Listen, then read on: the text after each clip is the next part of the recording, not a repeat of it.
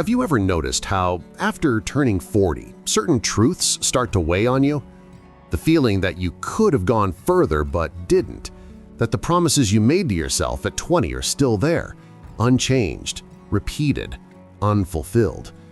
And maybe the hardest part is realizing it wasn't lack of talent or lack of opportunities, it was consistency that was missing. The quiet, daily effort no one sees, but that changes everything. Ethan Collins, 17, grew up in Willow Creek, Colorado, a small town surrounded by mountains and open fields where everyone knows each other's routines. Ethan was smart, creative, full of ideas and grand plans, but always put action off. He'd start full of energy, then give up halfway. Dream big, act small. He promised himself he would study, wake up early, change, and failed. Intentions without execution. His life felt like a string of missed opportunities, and quietly, frustration was building inside him. He watched the disciplined people in town, farmers up before sunrise, veterans who maintained impeccable routines, friends and family achieving small wins every day, and he thought, why can't I be like that? But the answer never came, or more accurately, it came too late. Ethan didn't have the habit of seeing things through. It was a pattern familiar to anyone who recognizes themselves in adulthood. Start strong, finish empty-handed.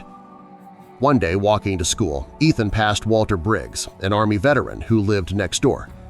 Walter ran every morning at 5:30 a.m., tended his garden, organized every detail of his life with near-military discipline.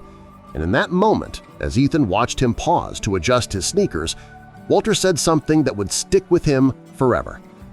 "Habits are seeds, son. You don't reap because you want, you reap because you plant it."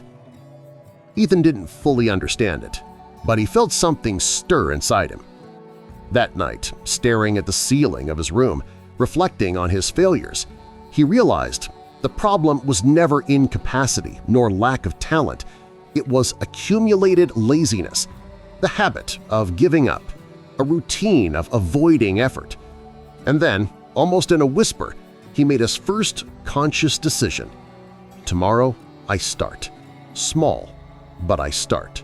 The alarm rang at 6 a.m. Ethan opened his eyes with that familiar resistance. A heavy body, a lazy mind, the urge to give up before even getting out of bed. But something had changed. He took a deep breath, set his feet on the floor, and took the first step. A small step, but a step he had never taken before. The first run was brutal. The cold Colorado air felt like knives in his lungs. His legs burned with every stride. His chest ached, and the sabotaging thoughts came rushing in. This isn't for you. You've never kept anything going. Why would now be different? Stop. It changes nothing. But Ethan kept going. Slowly, almost dragging his feet, he finished the 15 minutes he had promised himself. It wasn't glory. It wasn't victory. It was the first micro-win, the feeling that he had finally kept a promise to himself. Then came the studying, a full hour alone with no distractions. His mind begged for the phone, social media, any escape. With every passing minute, the urge to quit grew, but Ethan persisted. When he finished, he felt something he had never felt before, the quiet taste of discipline. In the following days, he repeated the cycle. There were failures, there were relapses, there were mornings he didn't even get out of bed, mornings when the book stayed closed. But something was new.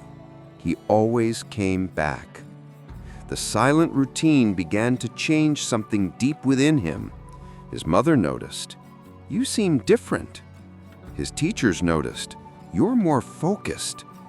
And Ethan began to feel internal coherence, something adults over 40 recognize instantly, the difference between intention and concrete action. Months later, the state scholarship exam arrived, demanding in physical endurance, academics, and emotional maturity.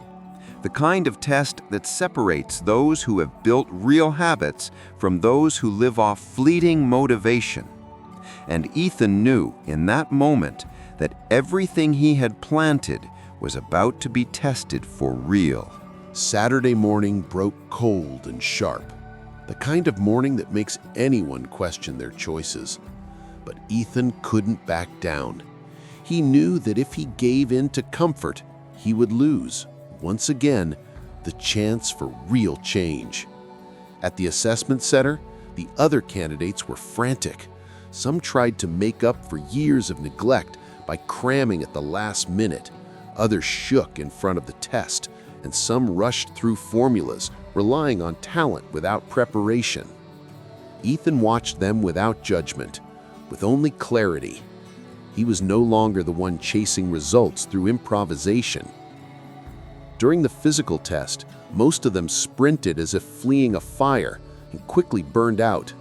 Ethan kept his steady, measured pace, honed over months of silent morning runs. The endurance that once felt irrelevant had become his tangible advantage. In the written exam, the difference remained. While others struggled to maintain focus, he was already accustomed to hours of uncomfortable concentration. Nothing there was new. It was just another day of practice, reaping the rewards of past actions. In the final interview, the examiners looked for emotional maturity, routine, and consistency. Ethan spoke plainly about failing, getting up, trying again, about small habits that had turned into discipline. It wasn't a speech, it was lived truth. Walking out of the room, he felt something new, not arrogance, but integrity. For the first time, he believed he could achieve something real. The results arrived on a quiet morning. Daniel opened the email and saw a single word: accepted. It wasn't euphoria nor fanfare. It was recognition of himself, finally. Before telling his family, he walked over to Walter Briggs, the veteran who had planted the first seed of discipline in his life.